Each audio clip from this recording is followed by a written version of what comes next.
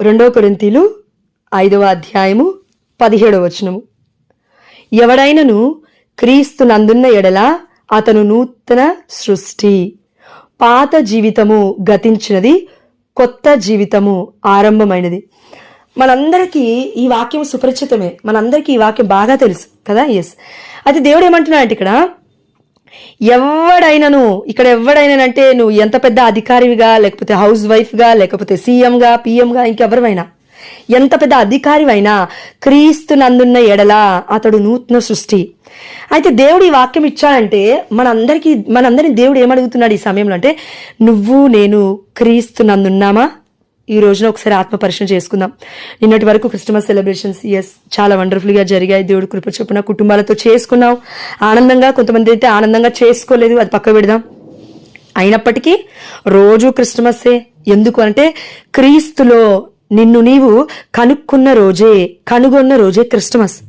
యాక్చువల్గా చెప్పాలంటే ఎందుకు అంటే, ఇప్పుడు మామూలుగా మనకి చారిత్రక విషయాలను బట్టి క్రీస్తు శకం, క్రీస్తు పూర్వం ఉంది. దాని తర్వాత మనందరికీ ఒక కనువిప్పు కలగాలి అని వేదాంతులు కావచ్చు, ఈ యొక్క పండితులు కావచ్చు, ఏమంటారు వాళ్ళని, గ్రీకు తత్వ శాస్త్రవేత్తలు అంటారండి వాళ్ళని, నాకు ఇంగ్లీష్లో వాళ్ళని ఏమంటారో తెలియదు, వాళ్ళు కావచ్చు ఈ యొక్క క్రిస్మస్ అనేది ఎందుకు పెట్టారు మనకి దైవార్షణ క్యాలెండర్ ప్రకారం అని ఆలోచిస్తే కనుక ఒకటే, మనలో కనువిప్పు కలగాలి, మనలో దేవుడి క్రియలు మొదలవ్వాలి అని ఒక మంచి ఉద్దేశం అనమాట.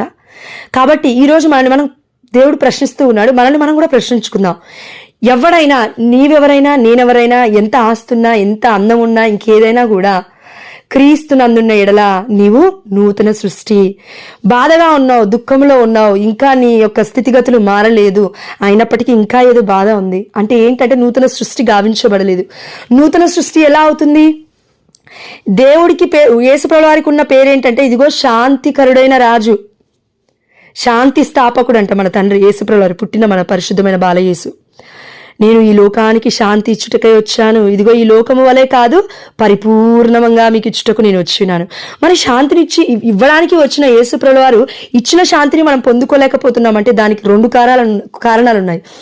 ఒకటి, నువ్వు నేను ఇంకా అన్యుల్లాగా ఏదో నామకే వాసనట్టుగా క్రిస్మస్ సెలబ్రేట్ చేసి ఉన్నామేమో. రెండవది, క్రిస్మస్ అంటే క్రీస్తు ఆరాధన. అంటే నువ్వు పాత బట్టలు వేసుకున్నా కూడా నువ్వు ఆరాధించవచ్చు, పాత నగలు వేసుకున్నా నువ్వు ఆరాధించవచ్చు, నువ్వు పాత జీవితంలో ఉన్నప్పటికీ నువ్వు ఆరాధిస్తే కొత్త జీవితాన్ని పొందుకుంటావు తప్పకుండా. కానీ దేవుడు ఏమంటున్నాడంటే, నువ్వు నన్ను ఆరాధించావా? ఆరాధించడం అంటే మనం మామూలుగా బయటికి ఆరాధించడం కాదు, మనస్సు నుండి దేవుణ్ణి మొరపెట్టావా? Cry to the Lord, cry out to the Lord అంటారండి. అంటే క్రీస్తుని కనుగొనడానికి ఎప్పుడైనా ఏడ్చావా? ఎప్పుడైనా కన్నీరు కార్చావా? అయ్యా, నేను నిన్ను తెలుసుకోవాలి, నా వల్ల కావట్లేదు ఈ భారము, నా వల్ల కావట్లేదు ఈ బాధ్యత మొయ్యడము, అయ్యా నాకు భారంగా ఉంది, అయ్యా నాకు బడెన్గా ఉంది, నాకు ఒక 10 రాళ్ళు మీద పెడితే ఎంత బడెన్గా ఉందో అంత బరువుగా ఉంది నా జీవితం, ఎందుకు నేను ఇంకా శాంతిలో ఉండలేకపోతున్నానంటే ఒకటే కారణం, నిన్ను నీవుగా దేవుడికి సమర్పించుకోలేదేమో, లేదంటే నువ్వు సమర్పించుకున్న తర్వాత అయినప్పటికీ క్రీస్తులో నువ్వెవరో ఇంకా కనుగొనలేదు. మరి క్రీస్తులో మనం ఎవరో కనుగొనాలి కదా. పాత జీవితము గతించినది, కొత్త జీవితము ప్రారంభమైనది. ఇప్పుడు పాత జీవితము గతించినది అంటే బైబిల్ ప్రకారం మనం చూసుకుంటే యోహాను సువార్త 20వ అధ్యాయం 23వ వచనంలో, మీ పాపాలను ఒప్పుకోండి, గురువులను నేను నియమించున్నాను, ఇదిగో వాళ్ళు పాపాలు క్షమిస్తే క్షమింపబడతాయి, క్షమింపబడపోతే క్షమింపబడడం అని దేవుడు డైరెక్ట్గా చెప్తున్నాడు అక్కడ వాక్యము. అంటే మనం అందరం పాప సంకీర్తన తీస్తామండి. చాలా మంది మనం అందరం గుర్తుపెట్టుకోవాల్సింది ఒకటే, మీరు మీ బిడ్డలకు కూడా మీరు ఎడ్యుకేట్ చేయాలి, దయచేసి మీ బిడ్డలకు కూడా చెప్పాలండి. ఇది మనం నేర్చుకున్న తర్వాత వాళ్ళకు కూడా చెప్పాలి. పాప సంకీర్తన చూడండి, మీరు కరెక్ట్గా ఆలోచించండి. కన్ఫెషన్ తీస్తాము అనుకున్నప్పుడు చాలా ఆటంకాలు వస్తాయి. పాప సంకీర్తన తీద్దాం అనుకున్నప్పుడు చాలా ఆటంకాలు వస్తాయి. మొట్టమొదటిది ఫెయిల్ అయిపోతాం, తీసేదాకా కూడా సాతాను వెళ్ళనివ్వదు. అలా అని సాతాను ఇంకా నా పక్కన కూర్చున్నాడని సాతాను మీద వేయడానికి కూడా లేదండి. We have a control, self control. మనకు ఒక శక్తి ఇచ్చాడు దేవుడు ఆల్రెడీ, పరిశుద్ధాత్మ శక్తి ప్రతి ఒక్కరిలో ఉంది. అయితే కన్ఫెషన్కి వెళ్ళాం, పాప సంకీర్తనకి వెళ్ళాం, తీసాం అనుకుందాం. తీసినప్పటికీ ఇంకా ఆనందంగా లేము. అంటే అది ఏదో నోటి మాటల వరకే. ఇదిగో ఫర్ ఎగ్జాంపుల్ నేనున్నాను, మా అక్కను ఒక మాట అన్నాను అనుకోండి, ఫర్ ఎగ్జాంపుల్ రూపాకనే, అయ్యా నేను మా అక్కను ఒక మాట అన్నాను, నన్ను క్షమించు, కన్ఫెషన్లో ఒప్పుకున్నాను అనుకోండి. మా అన్నని ఏదో ఒక మాట అన్నాను, ఒప్పుకున్నాను. మా అమ్మ నాన్నని చూసుకోవట్లేదు, నేను ఒప్పుకున్నాను. అత్త మామని ఎప్పుడో ఒకసారి తెలిసి తెలియక వేరే వాళ్ళ ముందు నెగిటివ్గా మాట్లాడాను, ఒప్పుకున్నాను. కానీ అప్పటికి కూడా నా మనసు మనశ్శాంతిగా లేదు. దానికి అర్థం ఏంటంటే you are not cry out to the lord. నువ్వు దేవుడి ముందు ఒప్పుకోలేదు. ఇంకా ఎవరో ఫాదర్ ముందు నువ్వు ఒప్పుకున్నావు. ఒకవేళ మీ ఫాదర్ ప్యారిష్ ప్రీస్ట్ అయి ఉండొచ్చు, ఒప్పుకోవచ్చు, నువ్వు తప్పులేదండి, నేను ఎవరిని ఇక్కడ తప్పు పట్టట్లేదు. నువ్వు ప్యారిష్ ప్రీస్ట్ ముందు, మీ గురువు ముందు, ఆ యొక్క చర్చ్లోకి వెళ్ళి కన్ఫెషన్ తీసావు. కానీ ఒకటి అక్కడ మిస్ అయింది. ఏంటి అంటే విశ్వాసముతో నువ్వు ఒప్పుకోలేదు. నేను నా పాపాలు ఒప్పుకుంటే నా దేవుడు క్షమిస్తాడు. అక్కడ కూర్చుంది ప్రీస్ట్ కాదు, గురువు కాదు, ఇదిగో దేవుడే అనే విశ్వాసం నీలో నాలో లేదు. మనలో ఎంతమంది మంది కన్ఫెషన్కి వెళ్ళినప్పుడు అయ్యా నా పాపాలు క్షమించు మనం సంబోధించాలి. ఇప్పుడు నేను ఒక గురువు దగ్గరికి వెళ్ళాను, మెట్టుగుడి దగ్గరికి వెళ్ళినప్పుడు యేసయ్యా అంటాను, అయ్యా అంటాను, తండ్రి అంటాను, నీళ్ళు పటపట పటపట కారిపోతుంటాయి కళ్ళమటి. ఎందుకు గారితే మనకే తెలియదండి. పరిశుద్ధాత్మ దేవుడు, cry out to the lord. పరిశుద్ధాత్మ దేవుడు నీలో నాలో ఉన్నాడు కాబట్టి పాప క్షమాపణ నిజంగా మనం పొందుకున్నప్పుడు ఇదిగో మనం ఏడుస్తాము మనకు తెలియకుండా. ఇదిగో నిట్టూర్పుల ద్వారా మనలో నుండి ఒక ఆత్మ దేవుడికి మొరపెడుతూ ఉంది. ఆ ఆత్మ పేరే పరిశుద్ధాత్మ. కాబట్టి ఇప్పుడు ఒకసారి ఆలోచించండి, మనం మనశ్శాంతిగా లేకపోవడానికి కారణం అది మీకే అర్థమవుతుంది. నువ్వు ఇంకా ఏడవలేదు దేవుడి ముందు.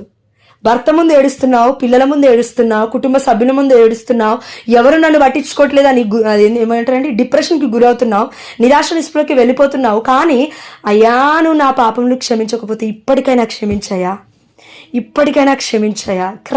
Cry to the Lord, cry out to the Lord. ఒక్కసారి అండి మీరు కరెక్ట్గా కళ్ళు మూసుకొని ఒక్కసారి ఆలోచించండి. హృదయంలో ఏదో భారంగా ఉంది కదా. ఎస్, ఇప్పుడు ఫోన్ పెట్టేసిన తర్వాత 9 గంటలకి భర్త పడుకున్నాడు, పిల్లలు పడుకున్నారు, లేకపోతే నీ కుటుంబ సభ్యులు పడుకున్నారు, పోయి పడుకోవాలి కదా అని పడుకోకు. ఎందుకు పడుకుంటున్నావు? మనశ్శాంతి లేకుండా పడుకోమని నీకు ఎవరు చెప్పారు? దేవుడు చెప్పారా పరలోక రాజ్యం నుంచి? లేదే. మరి ఎందుకు పడుకుంటున్నావు? మనశ్శాంతి లేకపోతే నిద్ర పట్టట్లేదని నువ్వే అంటున్నావు. మళ్ళీ మనశ్శాంతి లేకుండా నిద్ర ఎలా పడుతుంది నీకు? మరి మనశ్శాంతి కావాలి కదా నీకు నాకు. మరి మనశ్శాంతి కావాలంటే ఏం చేయాలి? ఒకరిని తిట్టినప్పుడు మనము మనశ్శాంతి ఉంటాం కదండి. ఎవరైనా మనల్ని ఏదైనా అన్నప్పుడు అది అడిగేంత వరకు నేను నిద్రపోను. ఇలా ఉంటుంది మన ప్రవర్తన. అదేవిధంగా మనలో ఉన్న సాతాను మనల్ని నిద్రపోనివ్వదు. మనం ఏం చేయాలి? అప్పుడు ఏడవాలి, దేవుడి దగ్గర ఏడవాలి. అందరు పడుకున్నాక ఏడవండి, వాల్యూ ఏం పోదు. కొంతమంది బాత్రూంలో ఏడుస్తుంటారు భర్తలు, భార్యనే అనలేక. కొంతమంది భార్యలు కూడా అదే పని చేస్తూ ఉంటారు. స్నానం చేస్తుంటేనే ఆ నీళ్ళతో పాటు కన్నీళ్ళు కూడా మింగేస్తూ ఉంటారు. అంటే అలాంటి సిచ్యువేషన్లో ఉన్నామండి, చాలా మంది ఉన్నాము, ఒక్కరమేం లేము. దేవుడు ఏమంటున్నాడంటే పరిశుద్ధమైన గ్రంథంలో, ఇదిగో ఎవ్వరికీ లేని బాధలు నీకు ఉన్నాయని భయపడకు, అవసరం లేదు, అంత బాధపడాల్సిన అవసరం లేదు. దేవుడికి అన్నీ తెలుసు. దేవుడు గుడ్డోడి కాదు, దేవుడి హస్తమేం కొరచగా లేదని వాక్యం సెలవిస్తూ ఉంది. కాబట్టి ఇప్పటికైనా నేను చేయాల్సింది ఏంటంటే, క్రిస్టమస్ అయిపోయినప్పటికీ న్యూ ఇయర్ ముందుంది కదా, దేవుడు మనని నూతన సృష్టిని కోరుకుంటున్నాడు మన నుండి. ఇప్పటి నుంచి ఏమని ప్రిపేర్ అవ్వాలి? ఒక బుక్ తీసుకోండి, ఒక పేపర్ తీసుకోండి. నేను మా హస్బెండ్ని అట్లే ప్రిపేర్ చేస్తానండి. సారీ, మా హస్బెండ్ తక్కువ చేయాలని నేను చెప్పట్లేనండి, మనకి దేవుడి ఆత్మ ప్రేరణ ఉంటుంది కాబట్టి నేను చెప్తున్నాను. ఒక బుక్ తీసుకోండి, ఒక పేపర్ పెన్ను తీసుకోండి, ఒక దగ్గర కూర్చోండి. ఒక్క 10-15 నిమిషాలు నీ మనసు మొత్తం దేవుళ్ళో మెల్ట్ అయిపోవాలి. ఎలా అంటే కరిగిపోవాలి. అయ్యా నాతో మాట్లాడు. ఎప్పుడు అందరి ముందు కాదండి, ఎవ్వరు బిడ్డలందరూ స్కూల్కి వెళ్ళినప్పుడు, భర్త పనికి వెళ్ళినప్పుడు మీరు ఒక్కరే ఉంటారు కదా. 24 గంటలు ఎంతో కొంత, అవును భార్యలు అలసిపోతారు, తప్పు లేదండి, మంచిగా మీరు పనులు చేసుకునేటప్పుడు కూడా దేవుని స్తుతించవచ్చు. But give time to God. గాసిప్స్కి ఇస్తున్నావు కదా, ఫోన్లు చేస్తున్నావు కదా, వాళ్ళు ఇలా ఉన్నారు, వాళ్ళు అలా ఉన్నారు, నాకేంటని అంటున్నావు కదా, అదే టైం దేవుడికి ఇవ్వు. Please keep full stop to all those things, stupid things. అన్నిటికీ మీరు పుల్ స్టాప్ పెట్టాలండి. క్రీస్తులో నువ్వు నూతనంగా జీవించాలంటే, క్రీస్తులో నువ్వు కట్టబడాలంటే, క్రీస్తులో నేను ఎవరో తెలుసుకోవాలంటే, కనుగొనబడాలి అని అంటే, నేను ఇక్కడ ఈ క్షణం ఈ పాయింట్ ఆఫ్ టైం నుంచి ఒక రిజల్యూషన్ తీసుకోవాలి, లేకపోతే ఒక కొత్త మార్పు తీసుకోవాలి. అదేంటి? ఒక కొత్త తీర్మానం తీసుకోవాలి. అదేంటి అని అంటే, న్యూ ఇయర్కి ఒక తీర్మానం అవసరం మనకి, ఇప్పుడు క్రిస్మస్కి ఒక తీర్మానం అవసరం మనకి. అదేంటంటే, నేను ఫోన్స్ ఎక్కువగా మాట్లాడను, అన్నెసెసరీగా నా నాలుకని యూజ్ చేయను. ఇలా తీసుకోండి తీర్మానం. Self control. ఇప్పుడు అక్క ప్రేయర్ చేసింది కదా, అలా ఇప్పుడు ఈ క్షణం నుంచి మీరు అలా ప్రిపేర్ అయ్యి పేపర్ తీసుకోండి, ఒక పెన్ను తీసుకోండి. మీరు నైట్ పడుకున్నప్పుడు కూడా పరిశుద్ధాత్మ దేవుడు ఎవరైతే ప్రేయర్ చేస్తారో, నిద్రపోయేటోళ్ళ గురించి నేను చెప్పట్లేనండి, లేజీగా బద్ధకంగా సోమరిపోతులాగా పడుకొని నాకు ఇష్టం వచ్చిన దేవుడు చేస్తాడండి అని ఊహాలోకంలో బ్రతికితే ఊహలు నిచ్చెన వలె కూలిపోతాయి, ఒక్కొక్కసారి కింద పడిపోతాయి. నిచ్చెన యేసుప్రభువు వారే, యేసే మార్గమే. కానీ అవి ఏదో ఊహాలోకంలో కట్టొద్దు, వాక్యముతో కట్టాలి, నిరీక్షణతో కట్టాలి. హోప్ అన్నాం కదా, నిరీక్షణతో కట్టాలి, విశ్వాసముతో కట్టాలి, ఆనందముతో కట్టాలి. క్రీస్తు ప్రేమలో మనం నడవాలి. కుటుంబ వ్యవస్థ బాగుపడాలి అనంటే ముందుగా నేనును కట్టబడాలి. మొట్టమొదటిగా క్రీస్తులో నువ్వే కట్టబడిపోతే, క్రీస్తులో నేనే కట్టబడిపోతే నా కుటుంబం ఎలా మారుతుంది? మారదు. దేవుడు ఆనాడు నోవాని బట్టి తన కుటుంబాన్ని దీవించాడే కానీ కుటుంబాన్ని బట్టి నోవాని దీవించలేదండి. మనం అర్థం చేసుకోవాలి. ఆనాడు అందరు చనిపోయారు, అందరు నీటిలో మునిగిపోయారు. ఇదిగో ఇది మన ఏమంటారు, ఆకాశానికి చిల్లులు పడ్డాయంటండి వాక్యం సెలవిస్తుంది. మన కుటుంబాలలో చిల్లులు ఉన్నాయి, మన కుటుంబంలో పరిస్థితులు బాగా లేవంటే దానికి కారణం ఒకటే. ఎప్పుడు కూడా దేవుడి మీద నింద వేయకండి. దయచేసి మీ దండం పెడతాను, చేతులైతే మొక్కుతాను మిమ్మల్ని. దేవుడి మీదకి వెళ్ళకండి. దేవుడి మీదకి వెళ్ళకుండా మనం ఏం చేయాలంటే, అయ్యా నాకేం నేర్పాలనుకుంటున్నావు చెప్పు, స్పీక్ విత్ మీ. ఇప్పుడు 4 లక్షలు నాకు ఎవరైనా ఇచ్చేదండి, నేను ఒకరికి అప్పిచ్చాను. ఆ 4 లక్షలు నాకు కావాలంటే నేను ఏం చేస్తాను? నిద్ర కూడా పోనీ నా వ్యక్తిని. 4 లక్షలు నువ్వు ఇస్తావా, నేను చచ్చిపోవాలా అంటావు? అంటే చచ్చిపోయేంత వరకు వెళ్తావా? అతను నీకు 4 లక్షలు ఇవ్వాలంటే, ఆ అమ్మాయి ఒకరు నీకు 4 లక్షలు ఇవ్వాలంటే, మరి దేవుడి దగ్గరికి వచ్చినప్పుడు ఏమైంది నీకు ఆ పట్టుదలత? దేవుడి దగ్గరికి వచ్చినప్పుడు ఎందుకు ఆ పట్టుదల లేదు? ఎందుకు నిరసించిపోతున్నావు? ఎందుకు రోగస్త్రాల్లాగా మాట్లాడొద్దు, తప్పది. దేవుడికి సమస్తము సాధ్యమే. వాక్యం సెలవిస్తుంది కదా, వాక్యం సెలవిస్తుందండి. ఇది మానవ మాటలు కాదు. మానవ మాత్రం మాట్లాడితే స్వస్థతలు జరగవు, దేవుడు మాట్లాడితేనే స్వస్థతలు జరుగుతాయి. కాబట్టి ఈ రోజు మనము ఒక తీర్మానం తీసుకుందాం దేవుడి దగ్గర. అయ్యా కన్ఫెషన్ ఎలా తీయాలి అని అడిగి మనస్ఫూర్తిగా తీయడానికి ఒక ఆనందం వస్తుందండి. నిజంగా చెప్తున్నాను, నేను ఫీల్ అయ్యాను కాబట్టి చెప్తున్నాను. కన్ఫెషన్ తీసిన తర్వాత మనకి గాల్లో తేలినట్టే ఉంటుంది. ఒకవేళ మన పాపాలు క్షమింపబడ్డాయని మనం విశ్వసిస్తే దేవుడు మన పాపాలు మొత్తం తీసుకెళ్ళి ఎక్కడేస్తాడంట అంటే నడి సంద్రంలో వేసి మొత్తం పడేస్తాడంట. అసలు దేవుడు గుర్తు కూడా తెచ్చుకోవాలంట ఫ్యూచర్లో, ఇంకెప్పటికీ కూడా. కానీ మనం ఏం చేస్తామంటే మనం ఆ పాపాన్ని గుర్తుపెట్టుకొని ఒకటే కుషించిపోతుంటామండి అందులో. దేవుడు ఇది క్షమించాడో లేదో, దేవుడు వద్దు, ఎందుకు బాధ? ఇప్పుడు నీ భర్త తప్పు చేశాడు, నీ భర్త చేస్తున్నాడని నీకు తెలుసు, నీ భర్త కన్ఫెషన్ ఫర్ ఎగ్జాంపుల్ మనలో కొంతమంది కన్ఫెషన్స్ తీస్తారు, అమ్మాయిలు, భార్యలు, భర్తలు తీయరు, మొండి వాళ్ళు ఉంటారు. బిడ్డలు కూడా తీసారో లేదో మనకు తెలీదు. ఆ సమయంలో మనం ఏం చేయాలి తెలుసా అండి? ఒక్కటే, ఇప్పుడు అబ్రహాము గారు ఆనాడు సొదొమ గొమొర్రా కోసం అయ్యా 10 మంది అయినా ఉంటే కాపాడుతావా అని అన్నాడు. రాజు ఆంటీ కొంచెం మ్యూట్లో పెట్టుకోండి ఆంటీ, నేను తీసేస్తున్నా, సారీ, ఏం చేయలేడు, టైం అయిపోతుంది మనకి అందుకని. కాబట్టి మనం అందరం గుర్తుపెట్టుకోవాల్సింది ఒకటే, ఈ సమయంలో భార్య అయినా భర్త అయినా ఎవరైనా ఒక్కరి కన్ఫెషన్ తీస్తారు కదా, వాళ్ళు ఏం చేయాలంటే you are one in Christ. మీరు ఒక శరీరమే, ఇప్పుడు 2 శరీరాలు కాదు, మీరు ఒక శరీరమే. కాబట్టి మీరు ఏం చేయాలంటే ఆనాడు అబ్రహాము గారు విజ్ఞాపన ప్రార్థన చేశాడు. ఎవరి కోసం? సొదొమ గొమొర్రా కోసం. అదేవిధంగా ఇజ్రాయెల్ ప్రజల కోసము మోషే గారు విజ్ఞాపన ప్రార్థన చేశారు. చేయలేదా? దేవుడు పాపాలను క్షమించలేదా? చేశాడు. అదేవిధంగా న్యాయాధిపతుల గ్రంథం మనం చూస్తే ఎంతో మంది రాజులు, ఎంతో మంది ప్రవక్తలు విజ్ఞాపన ప్రార్థన చేశారు. ఇప్పుడు మనం అదే తల్లి చేయట్లేదా? యోహాను సువార్త 2వ అధ్యాయం కానపెళ్లి విందులో దేవుడు చేశాడు కదా అద్భుతం. అలా కాబట్టి మనలో సాతాను ఒకటి పట్టుకుంటాడంటే ఏంటంటే అది నిరాశ, అత్యాశని మొత్తం చూపించి ఇంక నీ వల్ల కాదు, ఇంక నీ జీవితం ఇంతే, ఇంక నువ్వేం చేయలేవు, ఇంక నువ్వు ప్రార్థన చేయలేవు, నువ్వు ప్రార్థించినా ఇంక అవ్వదు, ఇవన్నీ నెగిటివ్ మాటలు మాట్లాడతాడు సాతాను. అప్పుడు మనం ఏం చేయాలంటే ఒక్కటే, తిరిగి కొట్టాలంటే మనం చేయాల్సింది వాక్యము. ఆనాడు యేసు ప్రభుల వారు అక్కడ ఎడారి ప్రాంతం గుండా సాతాను ఆత్మచే తీసుకువెళ్ళబడినప్పుడు, ఇదిగో శోధింపబడినప్పుడు యేసు ప్రభుల వారు ఏమనలేదండి, ఇదిగో ఈ రాయిని రొట్టెగా చేర్చుకొని తిను అని అన్నాడు సాతాను. దేవుడు ఏమన్నాడు? ఇదిగో మానవుడు కేవలం ఈ రొట్టె వలన కాక దేవుడు వచించు ప్రతి వాక్కు వలన జీవించును. అది తిరిగి కొట్టే యొక్క శక్తి. అంటే వాక్యానికి శక్తి ఉంది, వాక్యానికి బలం ఉంది, వాక్యము జీవము. కాబట్టి వాక్యం తెలియాలి నీకు నాకు. వాక్యం తెలియకుండా ఎన్ని ప్రార్థనలు చేసినా కొంచెం కష్టమే అండి, కొంచెం కష్టమే. ప్రార్థనలు అవును 24 గంటలు అయితే మనం ప్రార్థన చేయలేం కదా, 24 గంటలు సాతాను శక్తుల్లో అయితే మనం పడకుండా ఉండలేం కదా. అలాంటప్పుడు ఏం చేయాలంటే వాక్యం పట్టుకోవాలి. నేను ఎక్స్పీరియన్స్ చేసింది మీకు చెప్తాను. నాకు చెవు ప్రాబ్లం వచ్చిందని చెప్పాను కదండి, రీసౌండ్ వస్తుందని చెప్పాను కదా. యాక్చువల్లీ ఒక్క 3 రోజులు కాదు 3 రోజులు కంటిన్యూస్గా నేను వాక్యం చదవలేదు. అంటే జస్ట్ వాక్యాన్ని గుర్తు తెచ్చుకుంటున్నాను, మెడిటేట్ చేసుకుంటున్నాను, మర్చిపోయాను. 2-3 రోజులు ఇంకా బైబిల్ మర్చిపోయాను అనమాట. క్రిస్టమస్ సెలబ్రేషన్స్లో పడి అత్తమ్మ మామయ్య దగ్గర తిరుగుతూ, రిలేటివ్స్ వస్తే అటు ఇటు తిరుగుతూ, కనీసం మరి ఒక 5 నిమిషాలు గ్యాప్ వచ్చినప్పుడైనా వచ్చి వాక్యం చదివి కిందికన్నా వెళ్ళిపోయిండే. రోజు ఉంటుంది మెడలో, కానీ లోపల ధ్యానం లేదు, మనస్సులో దేవుడి ధ్యానం లేదు. ఆ సమయంలో ఇది జరిగిందండి, ఈ యొక్క చెవు ప్రాబ్లం ఇదంతా జరిగింది. అది పెద్ద హిస్టరీ అనమాట, తర్వాత చెప్తాను నేను ఎప్పుడైనా దేవుడు ప్రేరేపిస్తే. కానీ ఇప్పటికైతే బాగానే ఉన్నాడు దేవుడి కృప వల్ల. మళ్ళీ ప్రార్థనలోకి వచ్చిన తర్వాత సాతాను తన బిడ్డలని, దేవుడి బిడ్డలని ఎప్పుడెప్పుడు శోధించాలా, ఎప్పుడెప్పుడు పడేయాలా, ఎప్పుడెప్పుడు దూరం చేయాలా, ఎప్పుడెప్పుడు శోధనకి దగ్గర చేయాలా, ఎప్పుడెప్పుడు వీళ్ళు నశించిపోతారా అని చూస్తూ ఉంటాడు. ఇలా పగులుకొని చూస్తుంటాడు. నిద్రపోడు. నేను నిద్రపోతాను చూడండి, అలసిపోతే ప్రార్థన చేయకుండా. సాతాను నిద్రపోడు ప్రార్థన చేయకుండా, అంటే తన ప్రార్థన చేయకుండా తను చేస్తూ ఉంటాడు. తన ప్రార్థన ఏంటి? మాంత్రికుల ప్రార్థన. తన ప్రార్థన ఏంటి? ఇదిగో నెగిటివ్ మాటలు. తన ప్రార్థన ఏంటి? ఇదిగో బ్లాక్ మ్యాజిక్స్. తన ప్రార్థన ఏంటి? ఇదిగో అన్ని నెగిటివ్ థింగ్స్ ఇంట్లో జరుగుతూ ఉంటాయి. అంటే ఈ నెగిటివ్ థింగ్స్ జరుగుతున్నంత మాత్రాన మనం దేవుని దూషించకూడదు కదా, తప్పు అవుతుంది అది. అప్పుడు దేవుని మనం ఏమడగాలంటే, నేను ఎక్కడో తప్పు చేశానయ్యా, నన్ను క్షమించు, నన్ను తిరిగి పట్టుకుంటావయ్యా అని మనం అడిగితే దేవుడు నిజంగా దీవిస్తాడండి. ఎందుకంటే లూకాసు వార్త 1వ అధ్యాయం 77వ వచనం చదువుతాను చూడండి. పాప క్షమాపణ మూలమున రక్షణ కలుగును. చూడండి, పాప క్షమాపణ మూలమున రక్షణ కలుగును.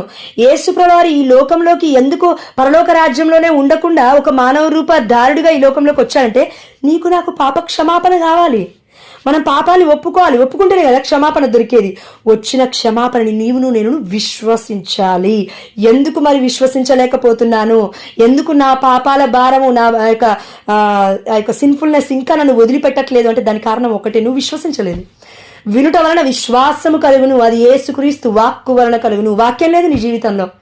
కనీసం బైబిల్ చదవకపోయినా పర్లేదండి, డైలీ చర్చ్ పక్కనే ఉంది, మనలో కొంతమందికి వెళ్తున్నారా? వాక్యం రోజు వింటున్నారా? అయితే సాతాను మీ దగ్గరికి రాదు, భయపడుతుంది సాతాను రావడానికి. వాక్యము అగ్ని కంచ, వాక్యం దగ్గరికి రావడానికి సాతానికి దడదడలాడుతుంది. కాబట్టి నేను ఎందుకు ఇంత ఘోరంగా ఉన్నామంటే ఒకటి వాక్యం చదవట్లేం, వాక్యం ధ్యానించట్లేం. నేను రియల్గా ఎక్స్పీరియన్స్ అయ్యానండి. నేను అది మీకు చెప్తున్నాను. మళ్ళీ మనం పడిపోకూడదు, మళ్ళీ వెనక్కి వెళ్ళిపోకూడదు. అందుకే మళ్ళీ నేను చెప్తూ ఉన్నాను. మనల్ని బైబిల్ దగ్గరికి వెళ్తుంటే వెళ్ళనివ్వదండి సాతాను, చదువుతుంటే చదవనివ్వదండి. వేరే పని వస్తుంది, పక్కింటోళ్ళు వస్తారు, ఎదురింటోళ్ళు వస్తారు, అప్పుడే వస్తాయి ముచ్చట్లని. అప్పటి వరకు వాళ్ళు రారు, బైబిల్ పట్టుకోగానే వాళ్ళు వస్తారు. ఇంటి పక్కన వాళ్ళందరూ వచ్చి మాట్లాడండి, ఇది చేయండి, అది చేయండి. నీకున్న బిజినెస్సే కానీ, నీకున్న జాబే కానీ, నీకున్న బిడ్డలే కానీ, వాళ్ళని బట్టి ఎప్పుడైనా ఆనందించావా? వాళ్ళని బట్టి ఎప్పుడైనా దేవుడిని స్తుతించావా? ఇప్పుడు చూడండి, ఇప్పుడు నేను జోష్నానే, నేను పిల్లలు లేనని బాధపడుతున్నా అనుకుందా, నాకేం బాధ ఏం లేదండి, నిజం చెప్తున్నాను నేను, నాకు బాధ ఏం లేదు. దేవుడు తెలుసు, దేవుడికి అన్నీ తెలుసు ఎప్పుడేమి ఇవ్వాలి. ఇస్తేనేవి బాధపడతానేమో నాకు తెలియదు, అందుకే దేవుడు కొంచెం లేట్ చేస్తున్నాడు అంతే. ఎందుకంటే ఇచ్చిన తర్వాత ఎందుకు ఇచ్చావయ్యా అని మళ్ళీ గుండెలు బాదుకోవద్దు కదా, దేవుడు తెలుసు. ఫ్యూచర్, భవిష్యత్తుని నేను చూడలేము, కానీ చూడక విశ్వసించే వారు ధన్యులు అని వాక్యం సెలవిస్తుంది. కాబట్టి we should believe in the mighty name of Jesus. దేవుడి యొక్క నామాన్ని మనం విశ్వసించాలి, దేవుడి యొక్క కార్యాన్ని మనం విశ్వసించాలి. మనం అన్యులం కాదు, క్రైస్తవులము. మనం అన్యులం కాదు, క్రైస్తవులను. విశ్వాసాన్ని బట్టి మనం క్రైస్తవం అని దేవుడు ఎంచుతాడండి. కాబట్టి మనమందరము పాప క్షమాపణ మూలముననే రక్షణ కలుగుతుంది అని వాక్యం ఇంత క్లియర్గా సెలవిస్తుందంటే, పాప క్షమాపణ పొందుకున్నాం కానీ ఎక్స్పీరియన్స్ చేయట్లేము. ఎక్స్పీరియన్స్ చేయాలంటే ఏం చేయాలంటే, మళ్ళీ ఒకసారి రాసుకోండి పాపాలన్నీ, మళ్ళీ తీయండి, నో ప్రాబ్లం. మళ్ళీ వెళ్ళండి న్యూ ఇయర్కి, మళ్ళీ కన్ఫెషన్ తీయండి. మీరు ఆనందం పొందుకునేంత వరకు విడిచిపెట్టొద్దండి సాతాన్ని. అలా తీసేయాలి వాడిని మీలో నుంచి, నాలో నుంచి, ప్రతి ఒక్కరి ఆలోచన నుంచి సాతాన్ని తీసేయాలి మొత్తం. ప్రతి చిన్న పాపం కూడా ఒప్పుకోవాలి. ఒకవేళ చిన్నప్పటి నుంచి ఇప్పటివరకు నువ్వు ఏదైనా ఒప్పుకొని పాపాలు పరిశుద్ధాత్మ దేవుడు గుర్తు చేస్తే అది రాసుకోండి. 1 పేజ్ అవుతుందా, 2 పేజెస్ అవుతుందా, రాసుకోండి. అక్కడికి వెళ్ళండి, ఫాదర్ ముందు కూర్చుంటారు కదా, నీల్ డౌన్ చేస్తారు కదా, ప్రేయర్ చేసుకుంటారు కదా, పరిశుద్ధాత్మదేవా నాకు సహాయం చేయి అని అడగండి. నీల్ డౌన్ చేయండి, ప్రేయర్ చేసుకొని స్టార్ట్ చేయండి. స్టార్ట్ చేసినప్పుడు మధ్యలో పాపాలు గుర్తురావు. ఆ టైంలో మీరు ఏం చేయండి అంటే, అది ఉంటుంది కదా పేపర్ ఓపెన్ చేయండి. ఏ ఫాదర్ ఎక్కడా కూడా ఎవరు కూడా ఏమనరు, మిమ్మల్ని ఎవ్వరు ఏమనరు. పర్మిషన్ ఉంది, నేను అడిగాను కొంతమంది ఫాదర్స్ని, అందుకే వాళ్ళు చెప్పారు. కాబట్టి ఆ పేపర్ ఓపెన్ చేసి మా హస్బెండ్ ఇలానే చేశాను నిన్నటి రోజున, అందుకే మీకు చెప్తున్నాను. 2 పేజీల పాపాలు వెళ్ళి లూషియస్ ఫాదర్ దగ్గర నేను మా హస్బెండ్ వెళ్ళి ఒప్పుకున్నాం. ఫాదర్ కూడా యాక్సెప్ట్ చేశారు. కాబట్టి వీఆర్ హ్యాపీ నౌ. నిన్నటి వరకు లేని ఆనందం ఇప్పుడు ఎందుకు వచ్చిందో నాకు తెలీదు. ఆ బంధకం నుండి బయటపడ్డాను, ఆ డెలివరెన్స్ అనేది పొందుకున్నాను. మీకు గట్టిగా నేను చెప్పగలుగుతాను. నిన్నటి వరకు ఎందుకో ఏదో మనశ్శాంతి లేని బాధ అనమాట మనసులో, ఏదో అతలాకుతలం అల్లకొల్లాలం, క్రిస్టమస్ అంతే. కానీ ఏదో బాధ. అది ఎక్కడ పోయిందంటే పాప క్షమాపణ పొందుకోవడంలోనే ఉందండి నిజమైన ఆశీర్వాదం. నిజంగా చెప్తున్నాను. ప్రజలకు తెలియచేయుటకు ఆయనకు ముందుగా వెలుదును. ఇదిగో బప్తిస్మ యోహాను గారు ఈ లోకానికి వచ్చింది కూడా ముందుగా మనందరికీ ఒక మార్గాన్ని చూపించడానికి. ఇది మనందరికీ తెలుసు కదా. ఎస్, కాబట్టి పాపాన్ని ఒప్పుకుందాం. అండ్ ఒప్పుకున్న తర్వాత ఇంకొక విషయం చెప్తానండి నేను. అదేంటంటే దేవుడు ఇప్పుడు చూపిస్తూ ఉన్నాడు. ఆ వాక్యాన్ని ఎందుకు చూపిస్తున్నాడో నాకు కూడా తెలీదు. ఇదిగో పౌలు ఎఫెసీయులకు రాసిన లేఖ 1వ అధ్యాయము 4వ వచనము.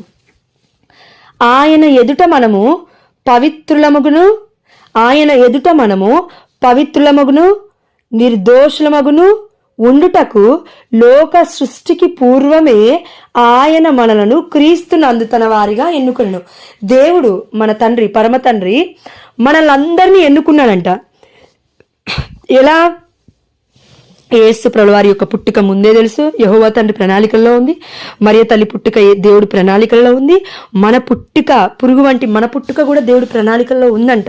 కాబట్టి దేవుడు ఏమంటాడంటే మీరు పవిత్రులుగా జీవించాలి, నిర్దోషులుగా జీవించాలి. ఇది నేను ఎప్పుడు నియమించాలంటే లోకము పుట్టక పూర్వమే, లోక సృష్టికి పూర్వమే. చూడండి, ఈ లోకం ఎప్పుడు పుట్టింది, ఈ సృష్టి ఎప్పుడు పుట్టిందంటే కొంతమంది శాస్త్రవేత్తలు చెప్తూ ఉన్నారంట, ఏమని, కోట్ల సంవత్సరాలు అయి ఉండొచ్చు, లేకపోతే మిలియన్ ఇయర్స్ అయి ఉండొచ్చు ఇలా అని. కానీ దేవుడు ఏమంటున్నా అంటే లోకము పుట్టక ముందే నేనున్నాను, సృష్టి పుట్టక ముందే నేనున్నాను ఈ సృష్టిని పుట్టించడానికి. అంటే దేవుడు ఎంత సర్వశక్తిమంతుడో మనకు అర్థం కావాలండి. ఒక్కసారి కళ్ళు మూసుకోండి, 2 నిమిషాలు ఒక్కసారి కళ్ళు మూసుకొని సూర్యుని చూడండి, ఎంత పెద్దగా ఉన్నాడో, ప్రపంచానికి మొత్తం వెలుగు వస్తుంది. చంద్రుడు చూడండి, సూర్యాస్తమయం అయిపోయేసరికి సూర్యుడు కనుమరుగైపోతున్నాడు, చంద్రుడు వస్తున్నాడు. కళ్ళు మూసుకోవాలి దయచేసి, ఊహించుకోవాలి మీరు. చంద్రుడు వస్తున్నాడు, చంద్రుడు ఏలుతున్నాడు చీకటిని, సూర్యుడు ఏలుతున్నాడు పగటిని. ఎన్నో ఉన్నాయి మనకు అర్థం కాని విషయాలు. కాబట్టి ఇన్ని చేసిన దేవుడు వీటన్నిటికీ అధికారుడిగా మానవుని చేసినప్పుడు మరి మనిషిగా నువ్వును నేను ఎంత ప్రీషియస్ దేవుడి కనుదృష్టిలో, ఎంత అమూల్యమైన వాళ్ళము. కరెక్ట్ సూర్యుడు కన్ని ఎర్ర చేస్తే 1000 కాంతుల శక్తి కలిగిన కన్నులు అంట దేవుడు, యేసుప్రభుల వారి. కరెక్ట్ దేవుడు దర్శనమిస్తేనే మనం చచ్చిపోతామండి ఆ వెలుగు తట్టుకోలేక. అలాంటిది మన పాపము మనలో ఉంటే దేవుడు ఎలా తట్టుకుంటాడు? తట్టుకోలేడు కదా. God is loving us. దేవుడు మనల్ని ప్రేమిస్తున్నాడు, మనలో ఉన్న పాపాన్ని కాదు. కాబట్టి ఒక భర్తగా, ఒక భార్యగా, ఒకవేళ నీ బిడ్డలే కావచ్చు, నీ భర్తే కావచ్చు, కన్ఫెషన్ అనేది కరెక్ట్గా తీయలేకపోయినప్పుడు మనం ఏం చేయాలంటే, అయ్యా ఆనాడు నోవా ప్రార్థించినప్పుడు కుటుంబాన్ని కాపాడావు కదా తండ్రి, నా ప్రార్థన ఆలకించి నా భర్తని క్షమించయ్యా, నా బిడ్డని క్షమించయ్యా, అయ్యా నేను విజ్ఞాపన ప్రార్థన చేస్తున్నాను. కానీ విజ్ఞాపన కర్తలు ఎలా ఉండాలి తెలుసా అండి? ఒక్కటే మాట చెప్తానండి, నీతిమంతుల వలె జీవించగలగాలి. ఇది చాలా కష్టం, అతి కష్టం. నీతిమంతులు ఎవరండి? పరిశుద్ధమైన గ్రంథం చెప్తూ ఉంది, అబ్రహాము నీతిమంతుడు, నోవా నీతిమంతుడు, జోజప్ప గారు నీతిమంతుడు, అమ్మ మరియ తల్లి మహాశక్తివంతమైనది అని వాక్యం వస్తుంది. నీతిమంతుల ప్రార్థన మహాశక్తివంతమైనది కాబట్టి మరియ తల్లి ప్రార్థన మహాశక్తివంతమైనది. అంటే మరియ తల్లి నీతిమంతులకే నీతిమంతుల రాజ్ఞి. అంటే ఇంకా వాళ్ళ ప్రేయర్ ఎంత గొప్పగా ఉంటుంది. కాబట్టి మనం ఏం చేయాలి? హోలీనెస్. ఆయన ఎదుట మనము పవిత్రులుగా లోకము పుట్టక ముందే దేవుడు మనల్ని ఏర్పరచుకున్నాడు.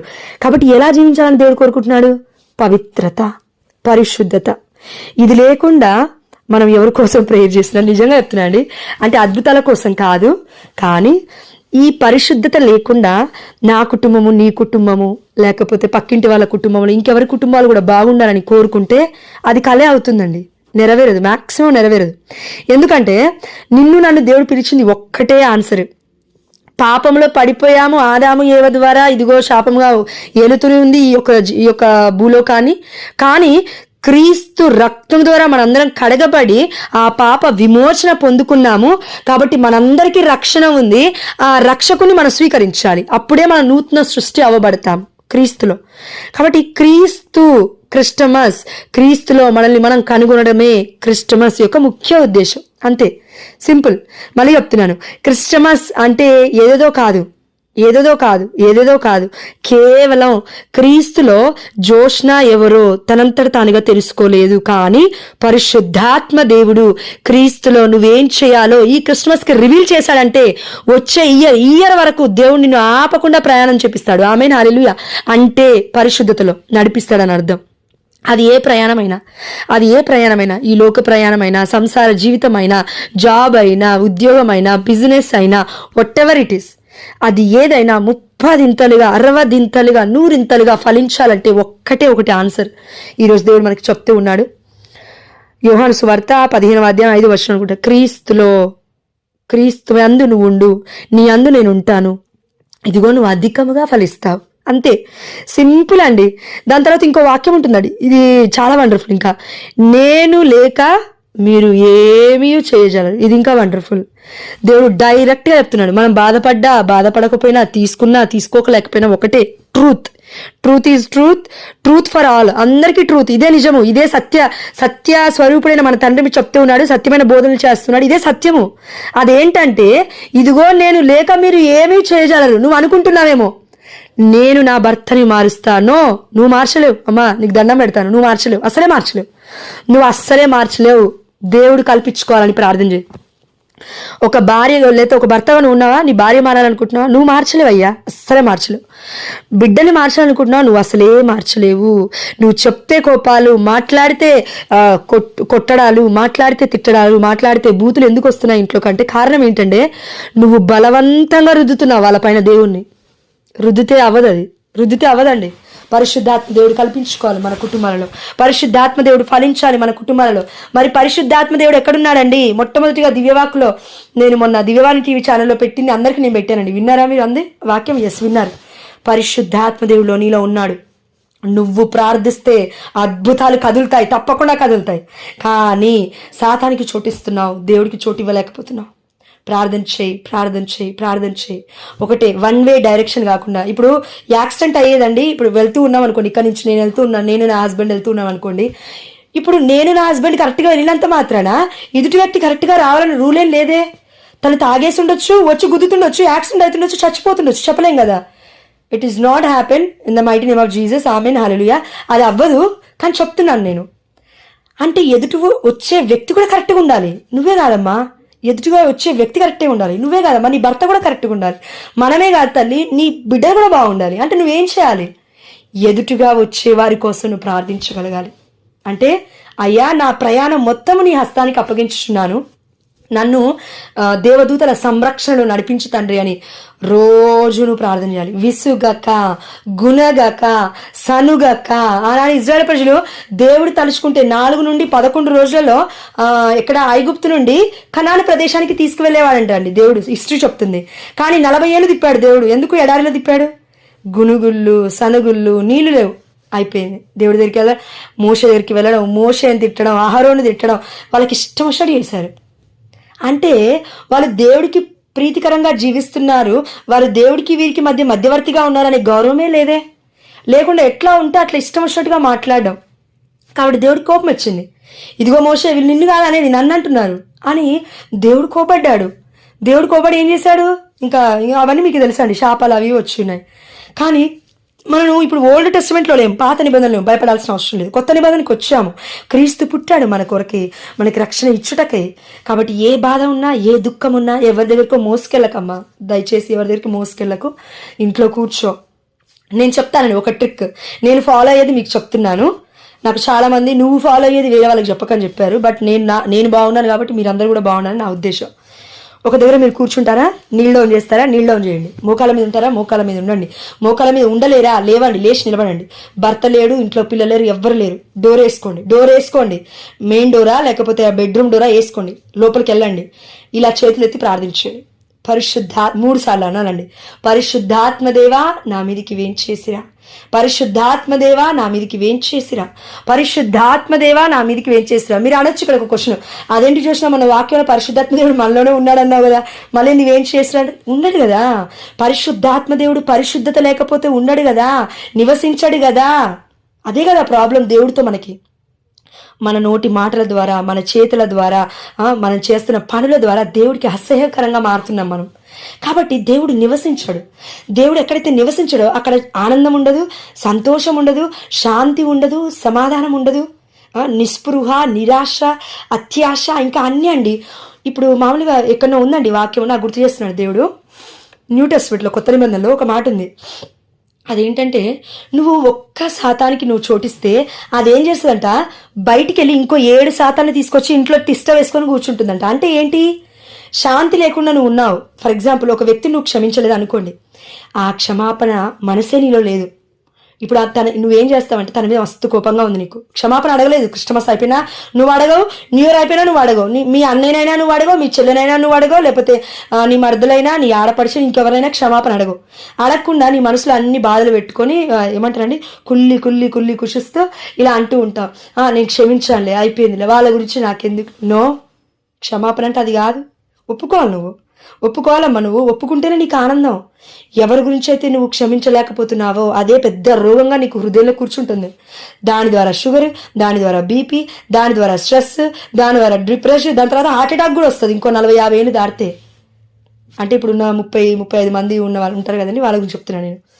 కాబట్టి దయచేసి సీరియస్గా తీసుకోండి దేవుడి మాటలు. కాబట్టి మనం అందరము ఇంకొకటి విషయం అండి, ఒక వాక్యం దేవుడు చూపించాడండి, బట్ అది నాకు మిస్ అయింది. ఎస్, ఇక్కడ చూపిస్తాను. చివరిగా అయిపోయింది. మత్తయి సువార్త 10వ అధ్యాయం. ఇది మనందరికీ ఇంపార్టెంట్ అండి. మనం అందరం ఇన్ని రోజులు ఏమనుకుంటామంటే, భర్తని అతిగా ప్రేమించు, పిల్లల్ని అతిగా ప్రేమించు, అత్తామామని అతిగా ప్రేమించు, అమ్మ నాన్నను అతిగా ప్రేమించు అని దేవుడు ఎక్కడ చెప్పలేదండి. దేవుడు ఏం చెప్తున్నా అంటే, మొట్టమొదటి ఆజ్ఞ, అమ్మా నీ దేవుడైన నన్ను పూర్ణ హృదయముతో, పూర్ణ శక్తితో, పూర్ణ ఆత్మతో ప్రేమించమ్మా. దాని తర్వాత నీ వల్ల అవ్వడానికి నేను పరిశుద్ధాత్మ శక్తిని ఇస్తాను. నా ప్రేమ నీలో ఉంటుంది కాబట్టి నువ్వు పొరుగు వారిని ప్రేమించగలుగుతావు. పొరుగు వారంటే ఎవరు? అందరు. ఇంకా ఈ రోజులలో అమ్మ, నాన్న, బ్లడ్ రిలేషన్షిప్తో అందరు వస్తారండి. అందరిని యాడ్ చేసుకోండి 2 ఆజ్ఞలు. అయితే ఈ 2 మీరు గుర్తుపెట్టుకుంటే ఈ వచనం ఇప్పుడు ధ్యానించండి. మత్తయి సువార్త 10వ అధ్యాయము 37వ వచనం చూడండి. ఇది విని షాక్ అవ్వద్దు. తన తండ్రిని గాని తన తల్లిని గాని నాకంటే మిన్నగా ప్రేమించువాడు నాకు యోగ్యుడు కాడు. ఈ వాక్యం దేవుడే చెప్తున్నాడు, పరిశుద్ధాత్మ గ్రంథమే చెప్తుంది. పరిశుద్ధాత్మ దేవుడు రాసిన గ్రంథమే చెప్తుంది. ఏంటంట? తన తండ్రిని గాని తల్లిని గాని నాకంటే మిన్నగా ప్రేమించువాడు నాకు యోగ్యుడు కాడు. ఇప్పుడు నీకు ఫర్ ఎగ్జాంపుల్ నన్నే తీసుకోండి. ఎగ్జాంపుల్, ఒక 7 ఏళ్ళు వెయిట్ చేసిన తర్వాత పిల్లలు పుట్టారు అనుకుందాం. ఇప్పుడు పిల్లల్ని ఇచ్చిన తర్వాత దేవుడిని మొత్తం పక్కకు పెట్టేసి, ఓకే నా ఇద్దరిస్తే ఇంకా మంచిది అనుకోండి, అంత బిజీ అయిపోతాం అనుకో, ఆమె ఒక్కరినో ఇద్దరినో దేవుడు ఇచ్చా అనుకోండి, నేను బిజీ అవుతున్నా, ఓకే లోకానికి తెలుసు నేను ప్రేయర్లో లేనని, కానీ అది నాకు తెలియాలి. లోకానికి తెలియాల్సిన అవసరం లేదు, నాకు తెలియాలి. నేను నిజంగానే క్రీస్తులో ఉన్నానా? ఇంత ఫలితం దేవుడు నాకు ఇచ్చాడు, గర్భఫలం దేవుడు ఇచ్చాడు. ఒకవేళ నీకు నీల్ డౌన్ చేసే ప్రార్థన శక్తి లేదేమో, పిల్లల్ని ఒళ్ళో వేసుకొని చేయమ్మా, పాలిస్తూ చేయమ్మా ప్రార్థన. ఎవరు వద్దన్నారు? దేవుడు కొడుతున్నాడా ఏంటి? ఎవరొద్దన్నారు? నిన్ను ప్రార్థన చేయి అంతే. నువ్వు ఉన్న సిచ్యువేషన్ అది ఏదైనా సరే ప్రార్థన ఆపకు. ఎందుకు అనంటే, ఈ లోకంలో ఎన్నో శక్తులున్నాయి. ఆ శక్తులను ఎదుర్కొనే శక్తి కేవలం ప్రార్థనకే ఉంది. ఇదిగో దేవుడు అంటాడండి, గెస్తమైన తోటలో యేసుప్రభువారు ఆనాడు చెమటని రక్త రూపంలో ఎందుకు కార్చాడంటే, మరణ వేదన పడ్డాడు యేసుప్రభువారు. ఎంత ఘోరమైన మరణ వేదన అంటే, ఇప్పుడు ఒకవేళ నేను స్లీవను మొయ్యకపోతే, నేను నా తండ్రి చిత్తము చేయకపోతే, నా బిడ్డలు ఈ ప్రపంచం మొత్తం నాశనం అవుతుంది, పాప ఊబిలో చిక్కుకొని చచ్చిపోతారు, ఘోరమైన వ్యాధులు వస్తాయి, ఘోరమైన శ్రమలు వస్తాయి, ఘోరమైన ఏమంటారండి అంటురోగ వ్యాధులు వస్తాయి, వాళ్ళందరూ చచ్చిపోతారు. అప్పుడు నేను కరెక్ట్, నేను బ్రతికున్నా ఒకటే, చచ్చిపోయినా ఒకటే అనే ఆలోచన మేబీ క్రీస్తు చేసుండొచ్చు మన తండ్రి ఆ సమయంలో. అందుకే మరణ వేదన పడ్డాడు. ఈ మరణాన్ని నేను ఎలా అయినా పొందుకోవాలి, నా బిడ్డల కోసం పడాలి ఈ మరణ వేదనని. నువ్వు నేను అంత మరణ వేదన ఏం పడట్లేమే, ఎందుకు ప్రార్థన వేదన పడలేకపోతున్నావు? ప్రసవ వేదన పడ్డారు కదా మనలో ఎంతో మంది స్త్రీలు, ఎందుకు ప్రార్థనలో వేదన వెలిబుచ్చలేకపోతున్నారు? ఒకటండి, మీరు అడగండి దేవుని ఈ రోజు నుంచి కూర్చొని. ఆన్సర్ రాకపోతే నన్ను అడగండి, నేను చెప్తున్నానండి. మీరు నన్ను అడగండి. 3 ఏళ్ల నుంచి నేను ప్రేయర్ చేస్తున్నాను, నాకు సంతానం ఇవ్వలేదు. దేవుని నేను ఎప్పుడు నేను నిందించలేదు, నేను నిందించను కూడా. వచ్చి నా పక్కన కూర్చుంటున్నారండి కొంతమంది, ఎందుకు దేవుడు నీకు ఇవ్వట్లేడు? ఇదిగో ఆమె అయితే ప్రేయరే చేయలేదు, పిల్లలు ఇచ్చేసాడు దేవుడు, 2 పిల్లలంట, 3 పిల్లలంట, నీకేంది పిల్లలు పుట్టట్లేరు అని అన్నారండి చాలా మంది పని మనుషులు. మా అత్తమ్మ దగ్గర పనిచేసేటోళ్ళు, మా అత్తమ్మతో సహా అందరూ అన్నారు నన్ను. అంటే వాళ్ళని బ్లేమ్ చేయడం కాదు, వాళ్ళు క్రీస్తులో లేరేమో, విశ్వాసంలో లేరేమో, దేవుళ్ళో కట్టబడలేదేమో, వాళ్ళకి దేవుడి యొక్క అద్భుతమైన కార్యములు వాళ్ళు చూడలేకపోతున్నారేమో, భవిష్యత్తు గురించి వాళ్ళకి అర్థం కావట్లేదేమో, ప్రవచనాత్మకమైన దేవుణ్ణి వాళ్ళు విశ్వసించలేకపోతున్నారేమో. కానీ ప్రార్థనలో ఉన్న నీవును నేను గుడ్డి వాళ్ళమేం కాదు, మనకు తెలుసు క్రీస్తులో ఉన్నాం మనం. ఎందుకు ఇన్ని రోజుల నుంచి ప్రార్థన చేసావు? ఏది నీ విశ్వాసం? ఏది? నీ భర్త ఒక మాట అనగానే, భార్య ఒక మాట అనగానే, తల్లిదండ్రులు ఒక మాట కానీ, అత్తమామ ఒక మాట అనగానే ప్రార్థన బంద్ చేస్తావా? అలాంటి నేను ఎప్పుడో బంద్ చేయాలండి. ప్రేయర్లో జాయిన్ అయినా నేను 2-3 నెలలకి నేను చెప్పాను సునీత అక్కతో కూడా, అక్క అపార్ట్మెంట్ మొత్తం డిస్టర్బ్ అవుతుందట, నేను ప్రేయర్ బంద్ చేయాలంట అని. ఇప్పుడు వాళ్ళందరూ ఏమంటారు తెలుసా? మా దగ్గరకు వచ్చి, మా ఇంట్లోకి వచ్చి పిలవాలంటే చూసి ఆచితూచి అడిగేసి, అమ్మ రామ్మ దయచేసి ఈ పూజ చేస్తున్నావు అని అడుగుతారు. నేను రానని వాళ్ళకి తెలుసు, నేను వెళ్ళను విగ్రహారాధనకి, ఎక్కడ కూడా వెళ్ళను. ఒక ఆంటీ ముస్సలు ఆవిడ వచ్చింది నా దగ్గరికి, జోష్న నువ్వు రాకపోతే నెక్స్ట్ నీకు పిల్లలు పుట్టిన తర్వాత నువ్వు ఏదైనా ఫంక్షన్ ఇస్తే మేము రామన్నారు. నేను వెళ్ళలేదు, ఎందుకు వెళ్తాను? నాకు అనవసరం. నేను దేవుడు పర్మిషన్ అడిగాను, దేవుడు వద్దు అన్నాడు, వద్దు చేయలేదు, అంతే. ఒక గ్రూప్ నుంచి ఎగ్జిట్ అవ్వమంటాడు దేవుడు, అవును ఎగ్జిట్ అయ్యాను, అయిపోయింది. 10th గ్రూప్ నుంచి, ఇంటర్మీడియట్ గ్రూప్ నుంచి ఎగ్జిట్ అవ్వనాడు, ఎగ్జిట్ అయ్యాను, అయిపోయింది. బీటెక్ గ్రూప్ నుంచి ఎగ్జిట్ అవ్వనాడు, ఎగ్జిట్ అయిపోయింది. ఇప్పుడు ఆల్మోస్ట్ 1000 మంది ఫ్రెండ్స్ నేను వదులుకున్నాను, ఎగ్జిట్ అయిపోయాను, కానీ దేవుళ్ళో ఎంట్రీ అయ్యాను. ఆమేన్, హల్లెలూయా.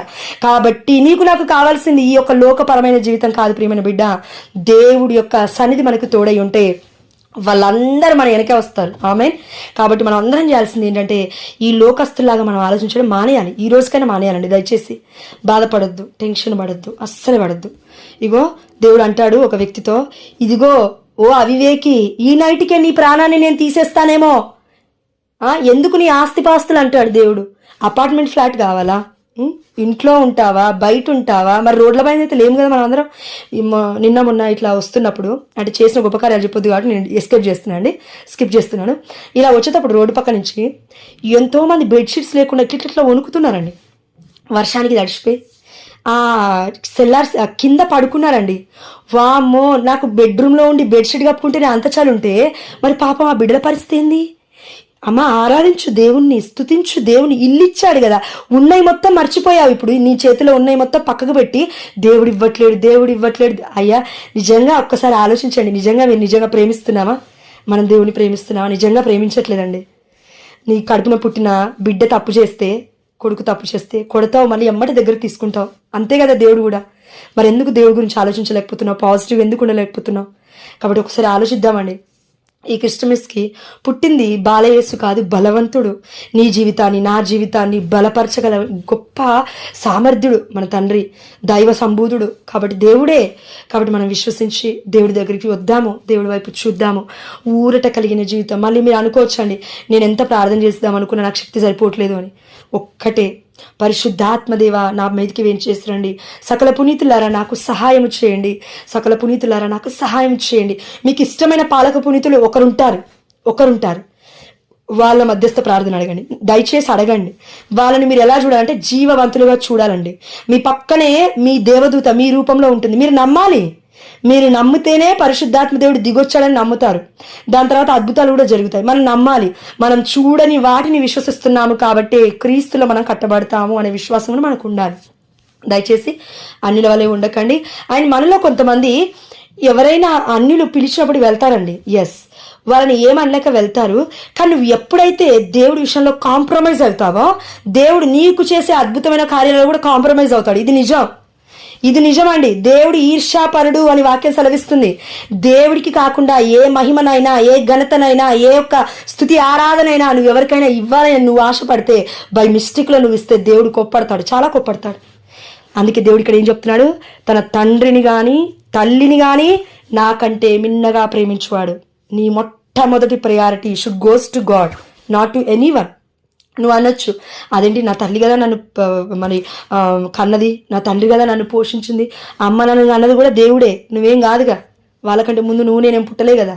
ఏం చేయాలి ఇప్పుడు? మరి దేవుణ్ణి ఆరాధించండి, దేవుణ్ణి ప్రేమించండి. ఆ ప్రేమ ఉంటేనే ముసలి వాళ్ళని కూడా మనం ప్రేమించగలుగుతాం, లేకపోతే మనం ప్రేమించలేము. అదేవిధంగా ఈ యొక్క మాట కూడా వినండి చివరిగా.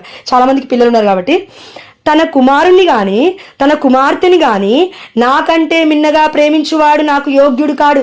చూడండి, మన యేసుప్రభువు వారు స్లీవ యాగంలో వెళ్తూ ఉన్నప్పుడు, ఆ యొక్క ప్యాషన్ ఆఫ్ క్రైస్ట్ లో వెళ్తూ ఉన్నప్పుడు ఒక మాట, ఇదిగో నా కోసం కాదు నీ బిడ్డల కోసం ఏడవండి అన్నాడు దేవుడు, కాబట్టి నేను నా బిడ్డల కోసమే ఏడుస్తున్నాను. నో, వాక్యం అలా సెలవించట్లేదు, కరెక్ట్గా అర్థం చేసుకోవాలి. ఇదిగో నీ కుమార్తెని కానీ నీ కుమారుణ్ణి కానీ నాకంటే ఎక్కువగా మిన్నగా ప్రేమించేవాడు నాకు యోగ్యుడు కాడు అని దేవుడు ఎందుకు చెప్తున్నాడంటే, ఒకవేళ నీ బిడ్డను నువ్వు ప్రేమించావు అనుకో, కరెక్ట్గా నువ్వు పెంచలేవు. తిట్టాలన్నా కొట్టాలన్నా ఆలోచిస్తావు, లేకపోతే క్రమశిక్షణలో పెంచాలంటే పెట్టాలన్నా కూడా పెట్టలేవు, నేను కూడా నీకు టైం లేదని చెప్తావు. కాబట్టి అప్పుడు దేవుని నువ్వేమడగాలంటే, అయ్యా ఈ బిడ్డలని, తల్లిదండ్రుల్ని, లేకపోతే నా చుట్టూ ఉన్న బంధుమిత్రుల్ని, ఇంకెవరినైనా నేనేది చేసినా బాలేదంటారు, నేనేది చేయకపోయినా బాలేదంటారు, నేను ఏది చేసినా చేయకపోయినా నువ్వే కారణం అంటారు. ఒకవేళ నేను సైలెంట్ కూర్చున్నా, నువ్వేదో అన్నావు వాటి ఇలా అయిందంటారు. ఒకవేళ నువ్వు ఇంకా ఏది చేసినా చెప్పినా, ఈ బిజినెస్ అయినా, ఆ జాబ్ అయినా, ఇంకేదైనా నీ వల్లే లాస్ అయినా అంటారు. అంటే అండి లిటరలీ మన నోరు తెరవకపోయినా కూడా మన మీదే ఇస్తారు నింద. కాబట్టి నేనేం చేయాలి తెలుసా? అయ్యా ఇదంతా నా వల్ల కాదు, నువ్వు తీసుకో, నా కంట్రోల్ నువ్వు తీసుకో, నా కుటుంబ కంట్రోల్ నువ్వు తీసుకో, నా భర్త కంట్రోల్ నువ్వు తీసుకో. మనం చేసే ప్రార్థన విధానం మారాలి ప్రియమైన బిడ్డ, లేకపోతే మన కుటుంబాలు కట్టబడవు. నేను మళ్ళీ చెప్తున్నా అండి, మనం చేసే ప్రార్థన విధానం మారాలి. మళ్ళీ మీరు అనుకోవద్దు, గంటల ప్రార్థన కూడా కాదండి, కూర్చొని 1 గంట దేవుడికి ఇస్తావా, ఆ గంట ఎవరొచ్చి లేపినా కూడా నువ్వు లేవకూడదు, అలా ఉండాలి. యజ్ఞం చేసినట్టు చేయాలండి ప్రార్థన. ఎప్పుడన్నా మనం చేస్తే 1 గంటైనా పర్లేదు. వేమన గారు తెలుసా అండి? ఎస్, వేమన గారు బట్టలు లేకుండా యజ్ఞం చేసేవారు చెట్ల కింద కూర్చొని. దేవుని చూడగలిగాడంట, అంత గొప్ప భక్తుడు. మనం అలా ఏం చూడట్లేం. కేవలం మన కుటుంబాలు కట్టబడడం కోసం 1 గంట ఇస్తున్నాం దేవుడికి. 24 గంటల్లో గంట తీసేస్తే 23 గంటలు. 23 గంటలు ఇష్టం వచ్చినట్టుండు, ఇంకో గంట మాత్రం దేవుడికి ఇవ్వు. అప్పుడు దేవుణ్ణి అడుగు, నీకు ఇవ్వాల్సిన సమయం నేను నీకు ఇస్తున్నానయ్యా, నువ్వు నాకు ఎందుకు ఇవ్వట్లేవు తండ్రి అని అడుగు, తప్పులేదు. ప్రార్థనకి రామ్మా, టైం లేదు. దివ్యబలి పూజకి వెళ్ళమ్మా, పక్కనే ఉంది చర్చ్, టైం లేదు. లేకపోతే ఇంకెక్కడికైనా రామ్మా దేవుడి గురించి మాట్లాడుకుందాం అంటే టైం లేదు. 3 AM జాయిన్ అవ్వమ్మా, టైం లేదు. 8 PM జాయిన్ అవ్వమ్మా, టైం లేదు. ఇంకెక్కడికైనా రామ్మా, టైం లేదు. అదే బట్టల షాప్కి రామ్మా, టైం ఉంది. దేవుడు అంటాడు, ప్రియమైన బిడ్డ ఒక టైం వస్తుంది, నా దగ్గర టైం లేదమ్మా అంటాడు. అప్పుడు ఎక్కడికి వెళ్ళిపోతావు నువ్వు నేను? దయచేసి సమయం ఉంది మనకి, దయచేసి అయ్యా మా అందరికీ ముగిస్తూ తండ్రి, మా అందరికీ సమయోచితమైన జ్ఞానాన్ని దయచేయండి. బిడ్డలు ఎవరెవరైతే నిన్ను తెలుసుకోవాలని ఆశపడుతూ ఉన్నారో, కొంతమంది బిడ్డలకి నిందలు, అవమానాలు, శోధనలు ఎక్కువైపోయి ఉన్నాయి తండ్రి. కానీ ఇది నీ చిత్తమే, ఇది నీ చిత్తమే, ఇది నీ చిత్తమే అని యాక్సెప్ట్ చేస్తూ, నిన్ను నిందించకుండా నిన్ను ప్రేమించే సహృదయాన్ని మా అందరికీ దయచేయమని, ఎన్ని పరిస్థితులు వచ్చినప్పటికీ, ఎన్ని నిట్టూర్పులు వచ్చినప్పటికీ నిన్ను ప్రార్థించకుండా ఉండకుండా అయ్యా నిన్ను స్తుతించే కృపను దయచేయండి. నీకున్న స్థితిని బట్టి దేవుని స్తుతిస్తే ఇదిగో రాబోతున్న స్థితిగతులను కూడా దేవుడు మారుస్తాడు. దయచేసి మీకులో మనకంటే ఇప్పుడు నేనున్నాను, జోష్నా, నాకంటే తక్కువలో ఎవరున్నారు? అనాథులు, వృద్ధాప్యంలో ఉన్నవారు, లేదంటే అడుక్కునే వాళ్ళు ఉన్నారు. రోడ్ల మీద వెళ్తుంటే వాళ్ళని చూసి థ్యాంక్స్ చెప్పు. నా భర్తకి బైక్ ఉంది, ఆ పక్కింటానికి కారు ఉందని బాధపడడం కాదు. ఇటుపక్క ఆయనకి సైకిలే ఉంది, నా భర్తకి ఏమంటారు బైక్ ఉంది, కారు ఉంది అని ఆనందించు. వాళ్ళకి లేనిది కాదు, వాళ్ళకు ఉన్నది కాదు, నీకేముందో దాన్ని చూసి ఆనందిస్తే దేవుడు తప్పకుండా దీవిస్తాడు. ఉన్నదాన్ని బట్టి దేవుని స్తుతించండి. ఎందుకంటే మేబీ ఫ్యూచర్లో దేవుడు ఇంకా మనకి ఏదైనా అధికంగా ఇస్తే దాన్ని కూడా మనం పక్క పెట్టిస్తాం. ఇదేదో వచ్చిందిలే అని మన పక్క పెట్టిస్తాం. కాబట్టి అయ్యా మా అందరికీ సమయోచితమైన జ్ఞానం ఇవ్వు. మేము భయపడద్దు, బెంబెలెత్తిపోవద్దు. ఏమి ఈ లోకంలో లేని ఘోరమైన అయితే మాకేం జరగట్లేవు తండ్రి. అది మానవ మాతృడికి సాధారణమే, సర్వసాధారణమే.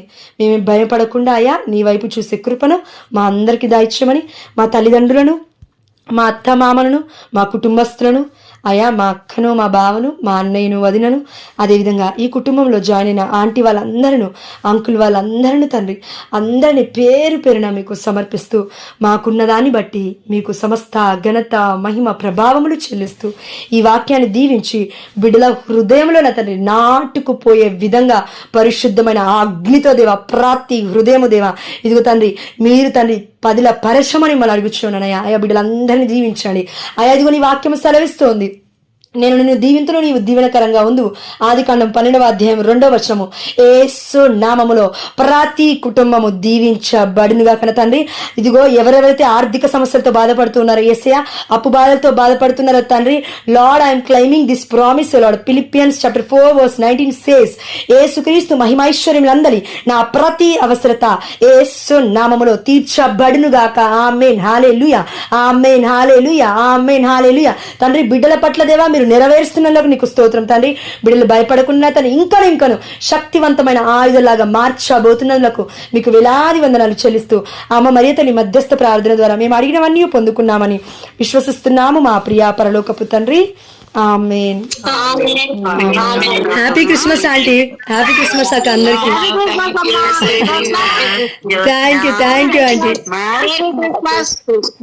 Aunty, thank you uncle, thank you aunty.